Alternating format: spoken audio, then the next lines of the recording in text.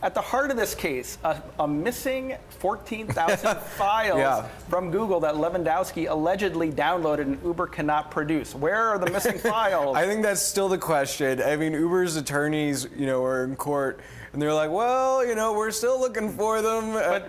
But clearly Lewandowski has them, and maybe his lawyer suggested that he not turn them over? Right. So Lewandowski, is looking to plead the fifth here, which in a civil case can sort of avoid testifying against yourself if there's the threat of a criminal action. And that seemed to be the suggestion here. But that puts Uber in a very difficult position. Yeah, does it hurt their case? Yeah, because in a civil case, you can't just say, oh, we don't have any evidence, prove it. You still have to produce evidence to defend yourself. So if their key executive isn't helping them to find the executive, that's really damaging to their defense. It's troubling. But Uber's lawyers asserted, and Judge Alsop seemed to accept, that it's possible that Uber maybe had the access to Google's LiDAR technology, but perhaps didn't use it. Is it possible that Lewandowski developed a unique LiDAR in his short time at Uber? Right.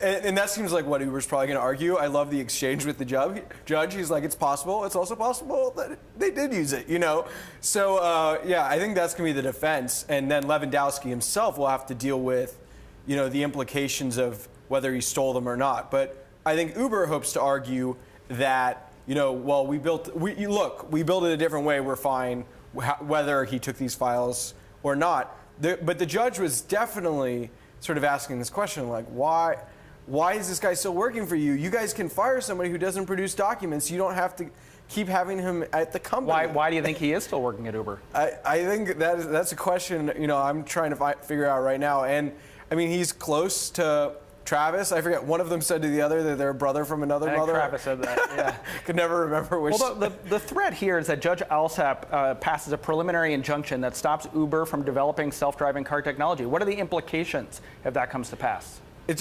really slows things down. This is a race, and it's a race to get miles on the road. And, Uber's out deploying it in Arizona and Pittsburgh and testing in San Francisco. So it's not something they want to see happen. It would definitely be a blow. And the judge was definitely like, we might be getting into it, preliminary injunction territory. So it's definitely like, you guys need to come up with something, or Google has a pretty strong case. Okay, last question, though. This is part and parcel of Uber's really terrible now 2 months. What can they do to turn this around? I don't know. Every one they have to just bite off and deal with separately. I mean, overall, we saw this Eric Holder report on their cultural problems. They're hiring this COO. They need to give that person a really big role and have them sort of probably disown some of the mistakes of the company's past.